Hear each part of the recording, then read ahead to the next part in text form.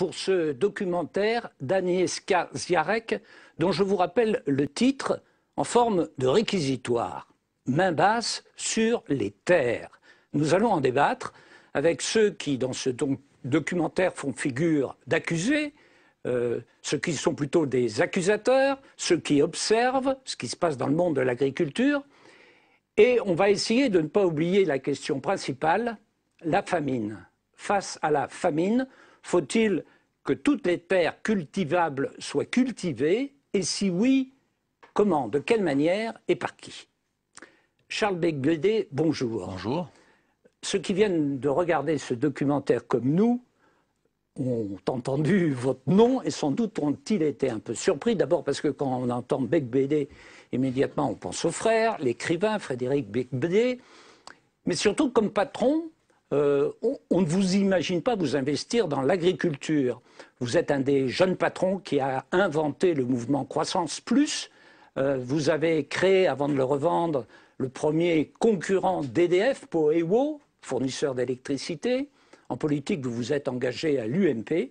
Dans ce documentaire, on mentionne votre nom parce que vous êtes le président d'AgroGénération, qui est un groupe qui produit et investit dans les pays étrangers en agriculture et qui le fait particulièrement en Ukraine.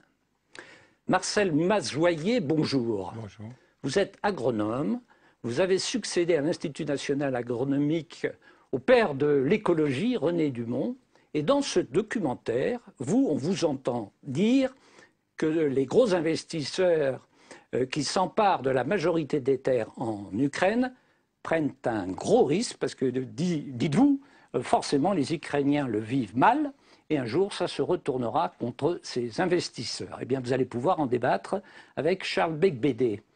Philippe Chalmin, bonjour. Bonjour. Vous êtes économiste, vous enseignez à Paris-Dauphine, vous êtes le père de Cyclope, la Bible pour le cours des matières premières agricoles.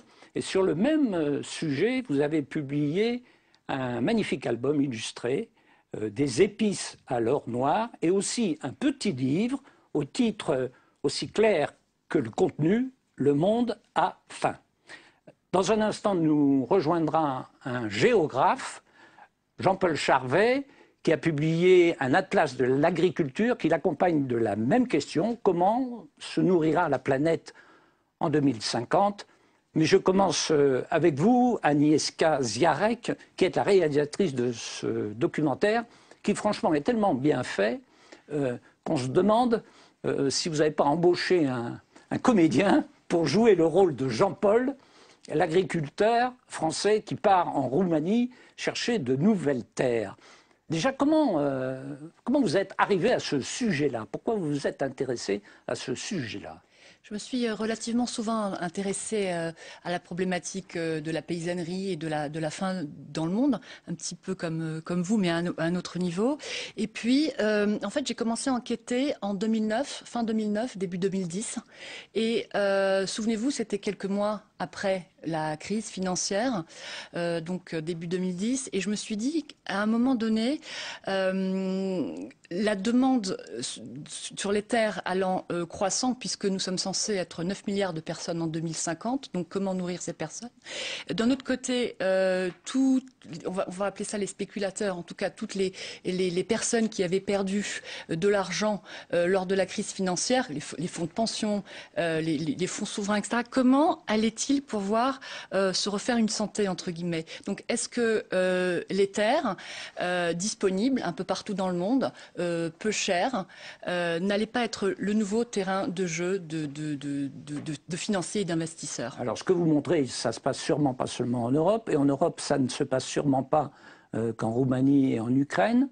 Pourquoi l'Europe et pourquoi ces deux pays-là pour ce documentaire? Alors j'étais partie un peu, j'avais commencé, je voulais m'intéresser à l'Afrique plus précisément, mais l'Afrique avait été déjà traitée. Tout le monde lisait dans la presse la main basse sur les terres en Afrique par les Chinois notamment, par les Sud-Coréens. On avait entendu parler de Madagascar, etc.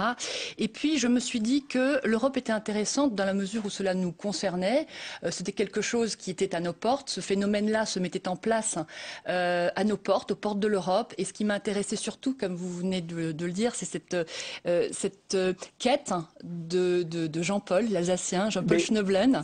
Vous l'avez beaucoup cherché ou il y a beaucoup de Jean-Paul que vous avez rencontrés? Écoutez, j'ai rencontré plusieurs Jean-Paul entre guillemets, mais Jean-Paul celui-là, il est formidable. Voilà, Jean-Paul est allé au bout de son histoire et je peux vous dire qu'aujourd'hui, il cultive des terres à l'Est. Ah, il le du fait. colza, oui, en Roumanie, tout à fait. On le voit vraiment dans le documentaire, il n'en revient pas de voir qu'en Roumanie, on puisse cultiver aussi facilement le blé. Il n'en revient pas, ça se voit à ses yeux. Oui, il est très content d'être en Roumanie, il est très content d'avoir surtout avoir des terres regroupées, quelques dizaines d'hectares, il a entre 200 et 250 hectares, et comme il l'explique dans le documentaire, en France, le souci c'est que les terres en Alsace sont chères, elles sont morcelées, et donc ça a un coût énorme de se rendre d'un endroit à l'autre, l'essence est chère aussi, beaucoup plus chère que là-bas, donc c'est pour toutes ces raisons-là qu'il a décidé de partir et de laisser l'exploitation temporairement à ses fils qui le rejoindront un jour là-bas, puis un jour il va peut-être abandonner sa terre alsacienne et vraiment aller habiter en Roumanie. L'Ukraine, la Roumanie, c'est la même chose? Non, pour votre sujet? Non, pas du tout. C'était différent. C'est pour ça que je me suis concentrée sur ces deux pays, parce que la Roumanie fait partie de l'Union européenne. Donc là-bas, les agriculteurs perçoivent des aides de 100 à 150 euros par hectare, en fonction de la production céréalière. Et ça, c'est très important, parce que en fait, les agriculteurs français ou autres, ou même roumains, s'ils en ont les moyens, mais pour l'instant, ils ne les ont pas, ceux qui investissent là-bas perçoivent eux aussi des aides de la PAC. Donc c'est doublement intéressant. Et en Ukraine, comme vous le savez certainement, ce n'est pas l'Union européenne et vous n'avez pas d'aide de la PAC du tout. C'est autre chose. Bon, j'ai dit que le titre, il était en forme de réquisitoire, main basse sur les terres. Est-ce que c'est ce que vous avez voulu faire, dénoncer? Vous êtes mis dans cet esprit-là? C'est un point de vue, bien évidemment. Alors après, on est d'accord ou pas. Moi, ce qui m'a frappé, si vous voulez, c'est que dans les pays que j'ai visités, la Roumanie et l'Ukraine, je n'ai rencontré quasiment aucun paysan. Déjà, des jeunes attachés à la terre, il n'y en a pas. Ils sont tous partis. C'est vraiment l'exode rural. Et puis, toutes les personnes que j'ai rencontrées là-bas sont démunies, en fait. Elles ne savent pas, d'une part, comment gérer la terre, comment produire sur ces terres, et d'autre part, il n'y a aucune culture, aucun lien à la terre. Donc je me suis dit que quelque part, ces gens-là étaient peut-être en train de passer à côté de quelque chose. C'est la faute pour vous de Charles Becbédé? C'est pas la faute de Charles Becbédé. Est-ce qu'en regardant ce documentaire, voilà, vous vous êtes ressenti comme un accusé? Un petit peu parce que main basse sur les terres, c'est un peu péjoratif. D'autant plus qu'on n'est pas propriétaire. On n'achète pas les terres, on les prend en location, on reprend les anciens kolkhozes qu'on modernise, on crée des emplois, on donne du travail à ceux qui parfois étaient employés dans ces kolkhozes, on paye un loyer aux propriétaires des terres. Donc c'est pas l'impression de faire main basse. En plus, les contrats de location qu'on a, ils sont de 5 ans, 10 ans maximum. Donc on remet encore en état donc ces terres qui étaient souvent en friche, en jachère. Vous savez, la terre c'est comme un muscle, si on la travaille pas, elle ne donne plus rien. Donc si dans 10 ans les propriétaires veulent reprendre leurs terres, il n'y a pas de problème, on ira ailleurs. Nous on est des exploitants fermiers, des professionnels de l'exploitation agricole.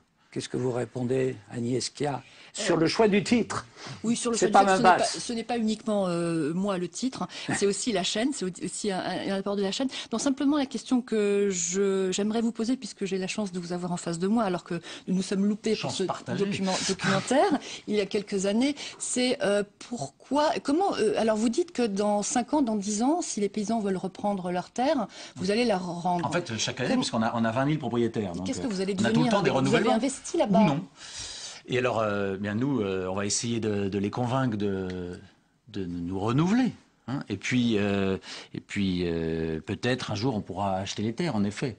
C'est vrai. On a des droits. Intéressant. On a Votre des droits de objectif priorité. est celui-là. On a des droits de priorité. Non, c'est pas mon objectif. Mon objectif, c'est d'être un exploitant agricole efficace et de participer au déficit d'offres que connaît la production agricole mondiale, puisque les stocks diminuent année après année, et puis que donc dans 40 ans, on sera 1 milliard de plus et qu'il aura fallu doubler la production agricole. Donc il faut non seulement augmenter les rendements sur les surfaces déjà exploitées, mais en plus développer de nouvelles surfaces. Et donc en particulier en Ukraine, il y avait, là c'est l'ancien grenier à blé de l'URSS, de l'Europe, il y avait beaucoup de surfaces qui étaient en jachère. Donc là l'idée c'est on les remet au travail, on investit, on essaye de gagner de l'argent pour financer l'investissement, pour aussi rentabiliser les capitaux qui sont apportés par les actionnaires, et puis Puis après, on voit, vous savez, une entreprise, c'est comme une bicyclette et si on arrête de pédaler, elle tombe. Donc là, nous, on se développe en Argentine, on se développera peut-être dans d'autres zones géographiques. Et puis, encore une fois, si nos propriétaires, ceux qui nous louent leurs terres, souhaitent les reprendre, ils le font. Alors, pour entrer dans le détail de tout ce que montre le film, je propose d'abord qu'on commence par réécouter ce que disait au tout début du documentaire Jean Ziegler, parce qu'il annonce bien, d'une certaine façon, tout ce qui se développe après. Jean Ziegler. Durant la crise financière, les grands spéculateurs, les grandes banques ont perdu des dizaines et des dizaines de milliards de dollars dans les marchés financiers. Ils ont migré ensuite sur les bourses des matières premières agricoles essentiellement. Et là, ces mêmes spéculateurs font des fortunes astronomiques en spéculant sur le blé, le maïs, le colza, le riz.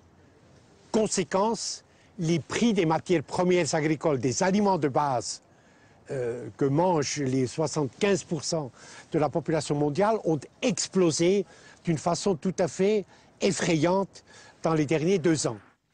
Voilà, le Suisse Jean Ziegler, qui fut notamment le premier rapporteur spécial des Nations Unies pour le droit à l'alimentation. Alors, combien vous avez d'hectares exactement en Ukraine? On exploite 47 000 hectares en Ukraine et 16 000 hectares en Argentine. Donc, ça fait combien de parcelles? C'est 6 grandes fermes en Ukraine, 6 anciens kolkhozes qui font chacun environ 8 000 hectares. Qui se répartissent sur 40 km chacun, essentiellement dans le nord-ouest de l'Ukraine, parce que c'est la partie la plus humide et qui est sur les fameuses terres noires, magnifiques. Et puis en Argentine, c'est près de Buenos Aires. Qu'est-ce qu'elles ont de si magnifique, ces terres noires? Il y a 2 mètres d'humus noir, donc c'est extraordinaire, c'est un phénomène géologique. Donc elles sont très très belles, enfin, très très rentables. Enfin, on y fait pousser n'importe quoi. Vous demandez à qui de les cultiver? Qui les cultive pour vous? Donc en fait, encore une fois, ce sont des anciens kolkhozes, donc et d'anciennes fermes autrefois. Donc nous, ces terres, elles étaient un peu abandonnées en jachère. Donc on a racheté tout le machinisme agricole à chaque fois. On rénove aussi les bâtiments, on rajoute des silos modernes. On réembauche donc les anciens ouvriers agricoles qui n'étaient pas à la retraite. On met dans chaque ferme un binôme franco-ukrainien. Et puis à Kiev, on a notre centre opérationnel et on a un siège aussi à Paris. Et on a investi près de 50 millions d'euros depuis 5 ans. Aujourd'hui, nous produisons 200 000 tonnes donc de céréales et d'oléagineux et nous faisons un chiffre d'affaires d'environ 50 millions d'euros. Bon, c'est un accaparement des terres, non?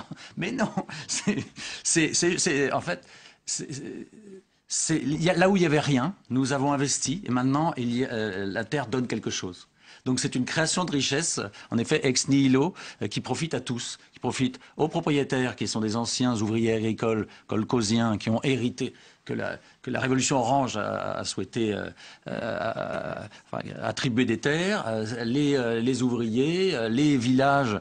Nous, on contribue beaucoup à la rénovation des écoles, on donne on sponsorise des équipes de foot, on est vraiment très actifs dans les communes où nous sommes. Marcel nous payons des impôts. Qui évidemment n'est pas d'accord. Alors c'est le moment de développer ce que vous dites cursivement dans le documentaire. Numéro 1, je suis d'accord que c'est pas la même chose que de s'approprier d'une manière ou d'une autre des milliers d'hectares en Amazonie pour les défricher, etc.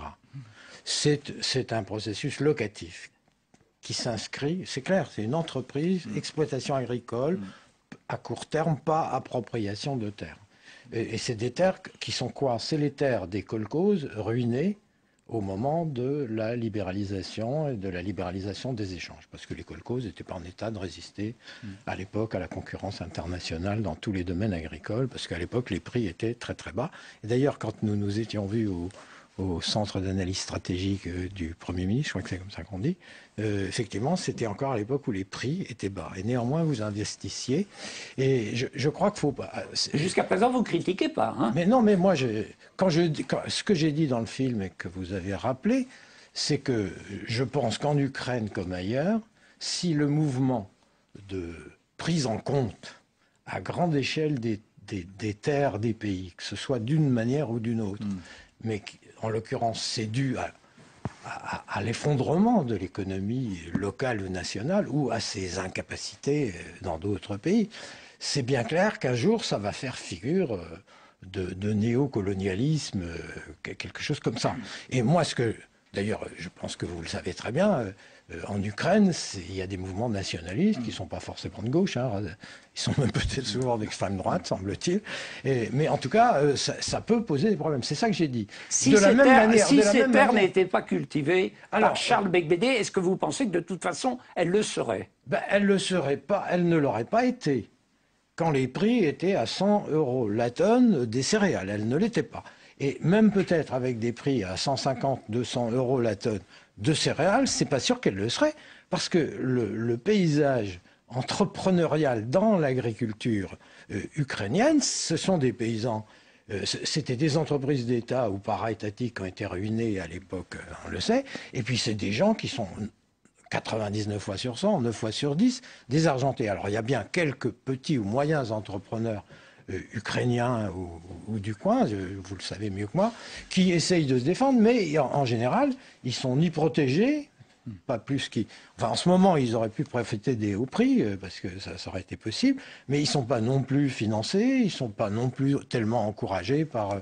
etc. Alors, donc, quelque part, c'est pas la terre, là, c'est les hommes. Je crois que vous parlez de petits entrepreneurs qui sont à l'échelle des communes. Il y en a. En effet, il y en a. Mais il y a aussi de très grands entrepreneurs ukrainiens qui sont à la tête d'agro-holdings de plusieurs centaines de milliers d'hectares, au moins une douzaine.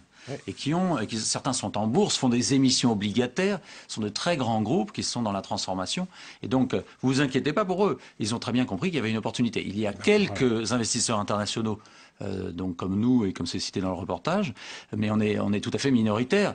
Et heureusement, en effet, si on était là à exploiter 90% des belles terres ukrainiennes, je pense qu'il y aurait un petit peu d'irritation. Il y aurait un problème politique. Vous êtes économiste.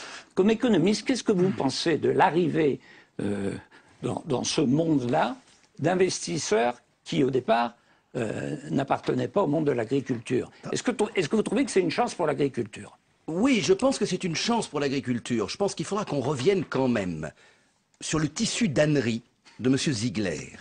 Et je dis bien le tissu d'ânerie, tant le petit morceau que vous avez passé ne contient pas un élément qui soit juste. Ne confondons pas les investisseurs sur les marchés financiers et ce que fait Charles Beigbeder. Il a tout à fait raison. Il y a des Beigbederov ukrainiens qui font exactement ce qu'il fait. Et il se trouve que je suis historien. Je vous rappelle... Il y a de la spéculation dans l'agriculture. Mais, bien entendu.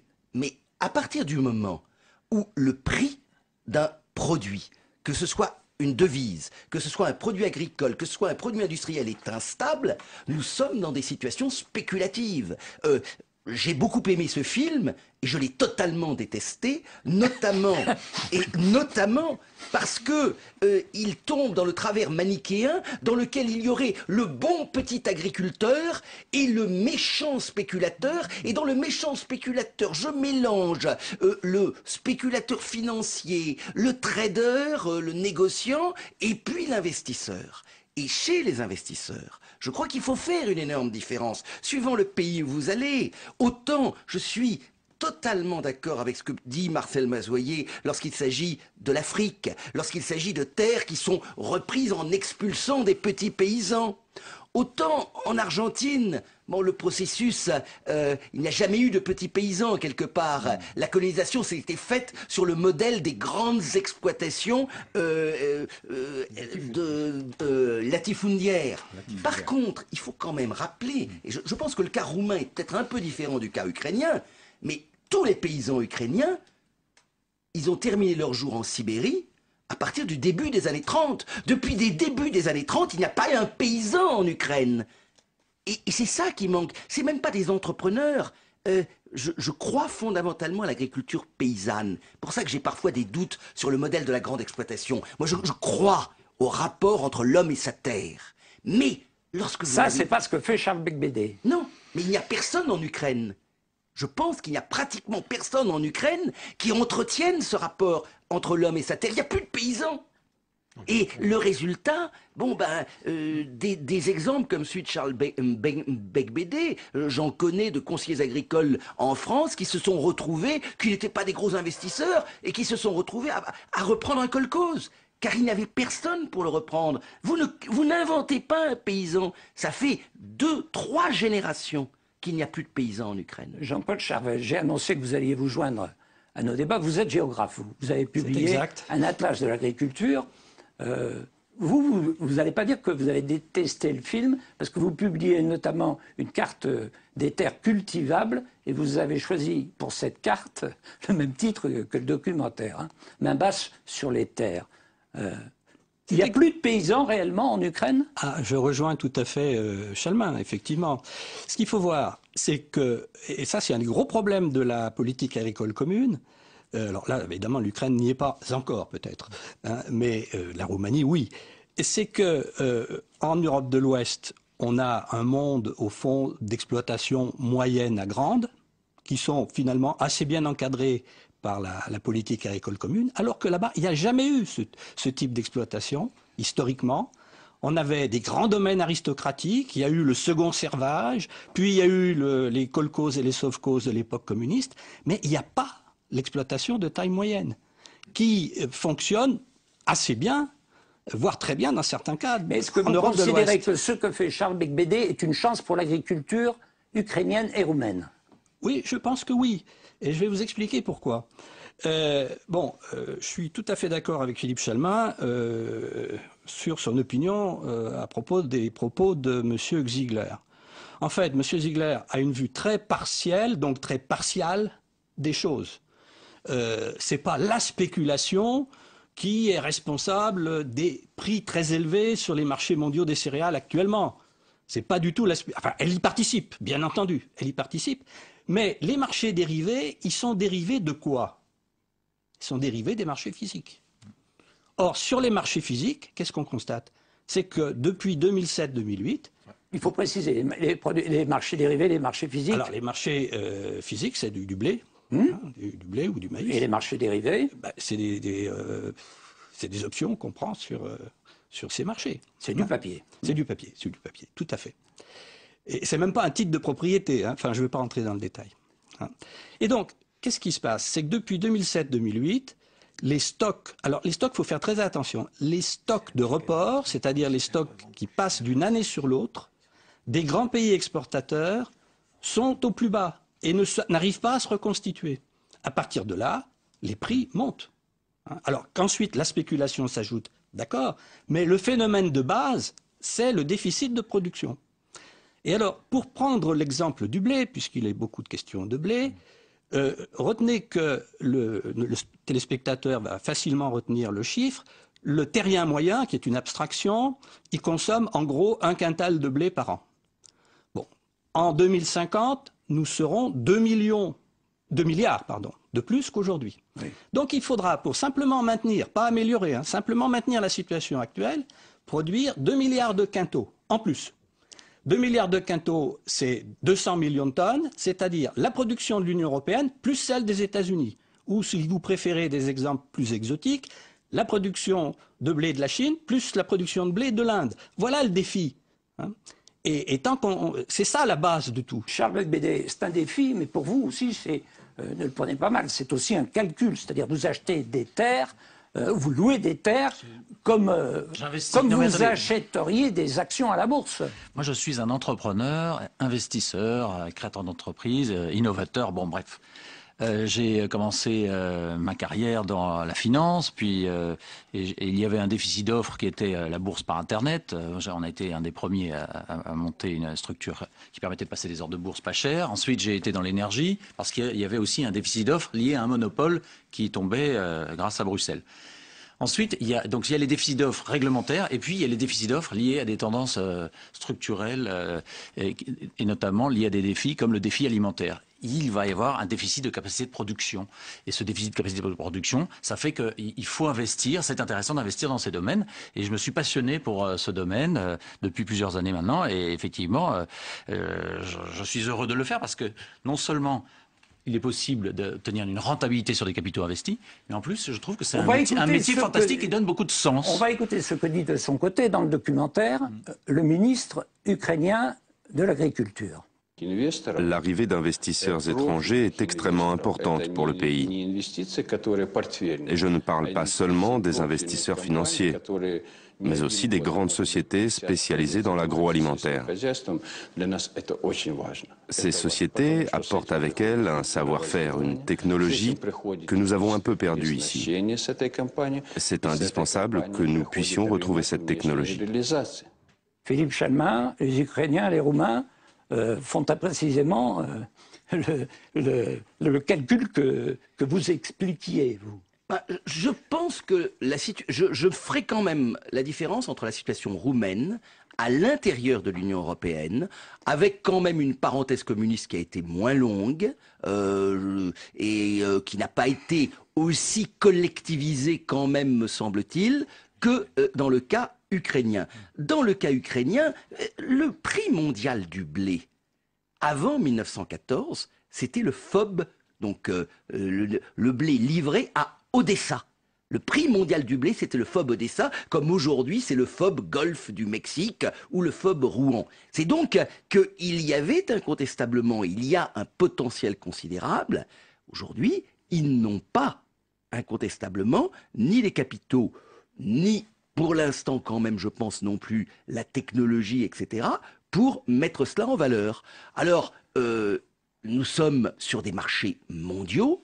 Il me paraît assez logique que des investisseurs puissent venir, d'autant plus que de ce que j'en comprends, les investisseurs étrangers se comportent souvent de manière plus correcte en Ukraine et en Russie, mais enfin en Russie c'est un peu plus compliqué, que ne le font les oligarques locaux. Et en Roumanie, parce qu'il y a des paysans roumains. Là, il y a des paysans L'Europe aide les paysans. Absolument. Est-ce que la logique ne voudrait pas que l'Europe aide en priorité les paysans roumains plutôt que les paysans français qui, avec les aides qu'ils reçoivent de l'Europe, vont ensuite cultiver les terres en Roumanie? Alors, c'est le grand débat de la renégociation de la politique agricole commune en 2013. Je vous rappelle quand même qu'il y a aujourd'hui des agriculteurs allemands et néerlandais qui viennent s'installer en France parce qu'ils trouvent qu'il y a des conditions d'exploitation tout à fait correctes en France et que dans certaines régions de France, effectivement, alors nous ne manquons pas de paysans, mais nous manquons de gens qui ont les capitaux suffisants. Marcel Mazelier, ce modèle c'est n'est une pas colonisation, ça, aussi pour vous?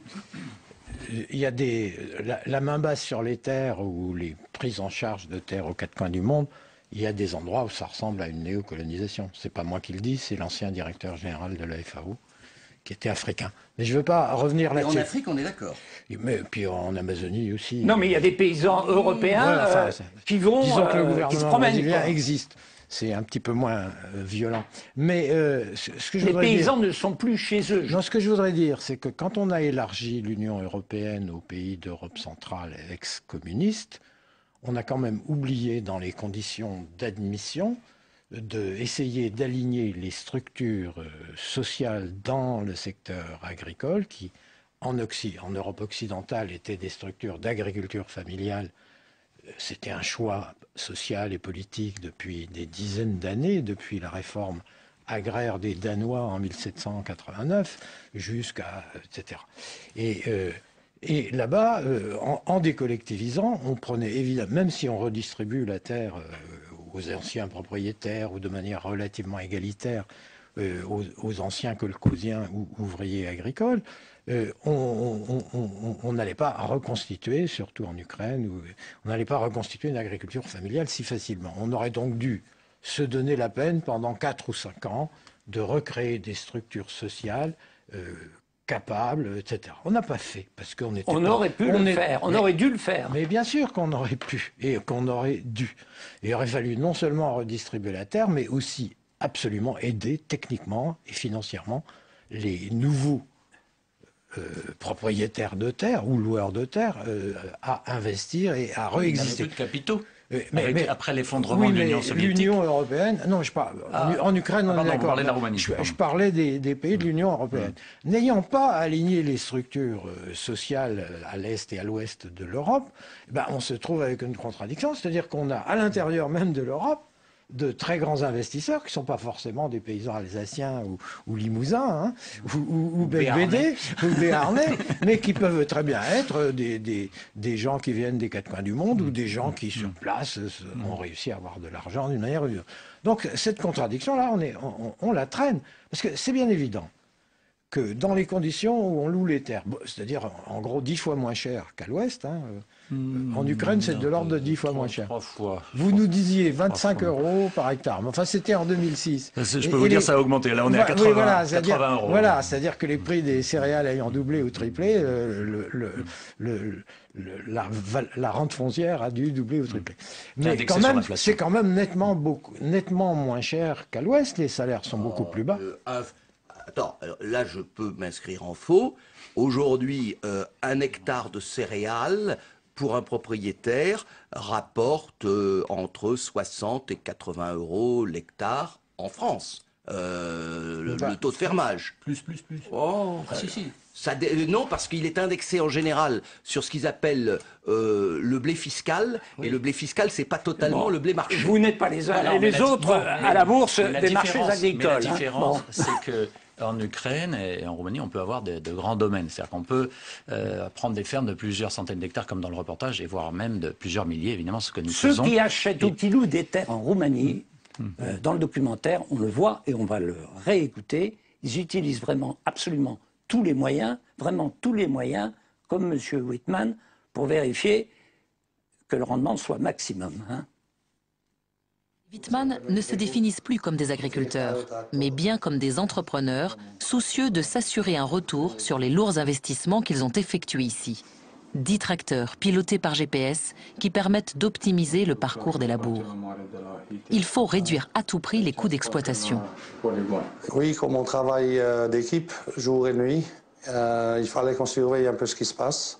Et comme on ne peut pas être derrière chacun, on a mis c'est des positions satellites où on sait si le tracteur tourne, s'il est à l'arrêt, s'il y a des vols de carburant. Enfin, on sait tout ce que le tracteur fait à la minute. Et c'est enregistré, on peut aller sur 6 mois en arrière. On pourra contrôler chaque chauffeur s'il travaille, s'il est à l'arrêt. On a déjà vu qu'il y en a qui s'arrêtent 3-4 heures la nuit. Normalement, ils ont un droit à 1 heure et s'ils ont sommeil, ils peuvent dormir, mais il faut qu'ils défalquent les heures sur les fiches d'heures. Ce qui n'est pas le cas, donc on pourra mieux contrôler. Charles Becbédé, là, ce qu'on vient d'entendre, convenez que c'est effrayant. Vous faites la même chose, vous? On a en effet pas mal de collaborateurs qui sont là pour surveiller les autres. C'est triste, mais c'est comme ça. Par satellite, y compris par satellite? Non, pas par satellite, mais dans chaque ferme, on a plusieurs dizaines de personnes qui sont là pour surveiller nos exploitations, que on ne nous prenne pas notre récolte avant que nous le faisions. On fait les 3-8 dans vos fermes? Non, on ne fait pas les 3-8. Non. Mais pendant la récolte, oui. Pendant la récolte, oui. En juillet, oui, en effet. Mais j'aimerais quand même dire une chose, parce qu'il y a une autre grande différence qu'on n'a pas évoquée jusqu'à maintenant, c'est que quand on exploite comme ça de grandes surfaces, on peut faire ce qu'on appelle de l'agriculture raisonnée. C'est très différent, parce que ça a un impact environnemental fort. C'est-à-dire que nous, on vise des rendements de 40-50 quintaux, pas plus, pour le blé. C'est 2 fois moins qu'en Europe de l'Ouest. Du coup, on va mettre 3 fois moins de produits chimiques, 3 fois moins de phytosanitaires. Alors, je ne veux pas montrer du doigt. Vous êtes en train de nous expliquer que votre rendement est inférieur à celui de l'agriculteur sur sa petite parcelle. Ce que je suis en train de vous expliquer, c'est que comme il n'y a pas de subvention à la tonne ni à l'hectare, nous raisonnons de façon purement économique. Et donc, et vous regardez, si vous avez le rendement en ordonnée, le rendement en abscisse et puis le rendement financier en ordonnée, vous avez une courbe de Gauss.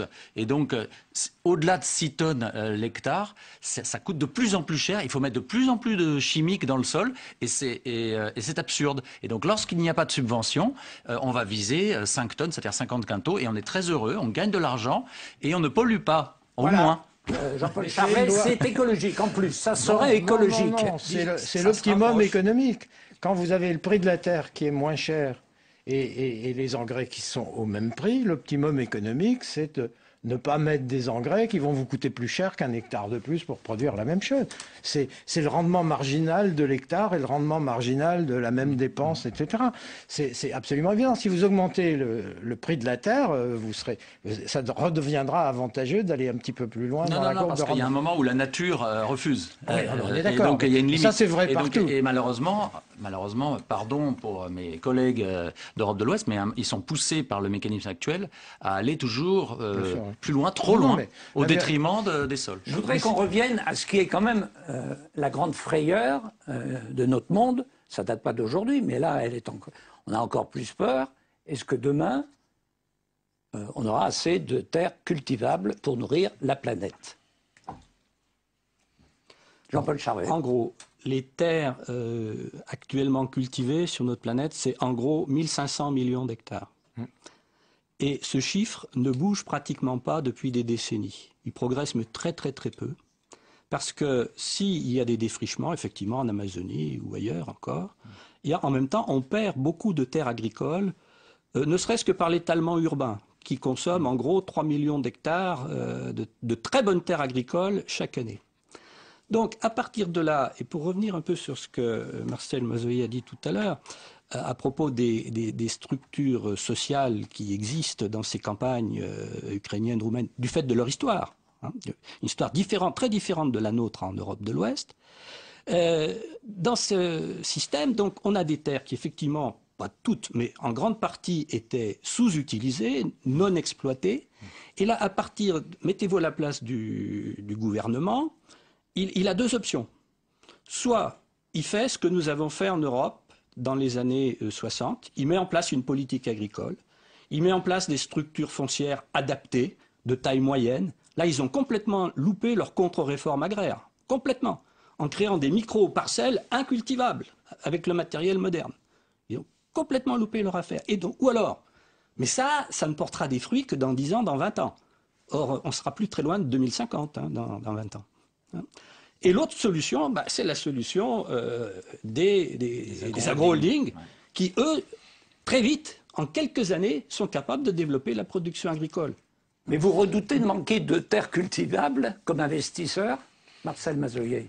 Il y a en gros 2 fois plus de terres cultivables que de terres cultivées dans le monde. Ça, c'est des choses qu'on sait depuis... La preuve d'ailleurs. Dit comme ça, il y a. Non, mais ça veut pas de frayeur à avoir. Ça ne veut pas dire que les terres cultivables aujourd'hui seront cultivables dans 50 ou dans 100 ans. Déjà, c'est pas la même chose.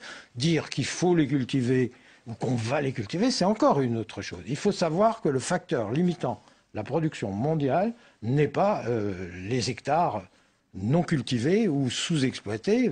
D'ailleurs, il n'y a qu'à regarder ce qui se passe aux 4 coins du monde. Il y a quand même des gens qui investissent et qui cultivent. Deuxièmement, c'est pas vrai que les terres cultivées sont toutes sur des terres naturellement cultivables. Il y a une bonne partie des terres cultivées de la planète qui sont des terres réputées incultivables. Et les polders hollandais, un tiers des terres que cultivent les Chinois ne sont pas naturellement cultivables. Ils sont cultivables. Celles-là, elles n'intéressent absolument pas Charles Bicbédé. Elles sont trop chères. Non, sûrement pas, mais il n'empêche qu'on sait aussi le faire et que dans certaines circonstances historiques, géographiques, ça s'est fait et ça se fait.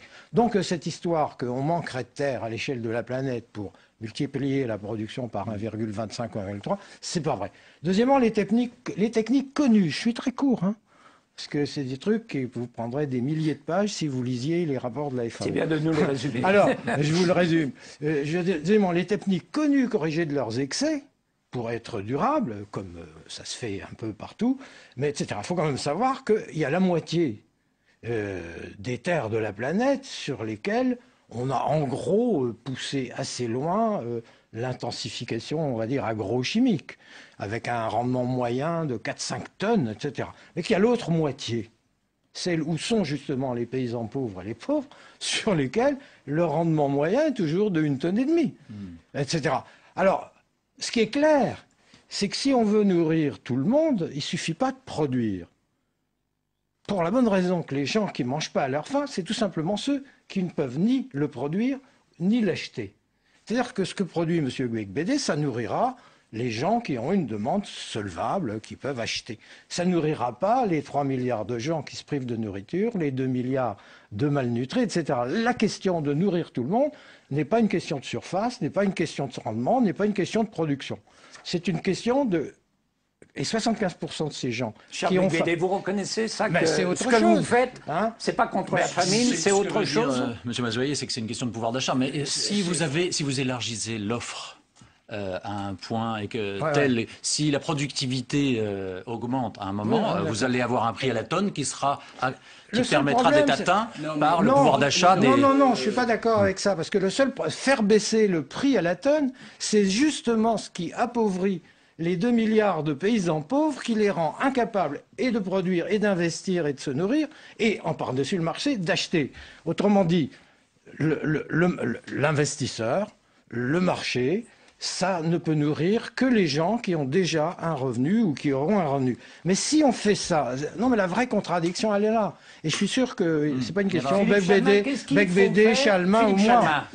Il faut développer l'agriculture paysanne pauvre. Face à la famine. Je suis totalement d'accord avec la conclusion de Marcel Mazoyer. Le vrai problème, c'est celui de l'agriculture paysanne des pays du tiers-monde. Le vrai problème, c'est d'être capable d'avoir les moyens de leur créer l'équivalent de politiques agricoles communes, comme nous avons fait dans la France des années 50. Point. C'est pas de se battre contre ce qui est clair, c'est que lorsque vous avez des émeutes de la faim, ce sont en réalité des émeutes de la pauvreté et des émeutes en général de la malgouvernance, qui peuvent être liées effectivement à des prix agricoles élevés et donc des prix alimentaires élevés dans les villes.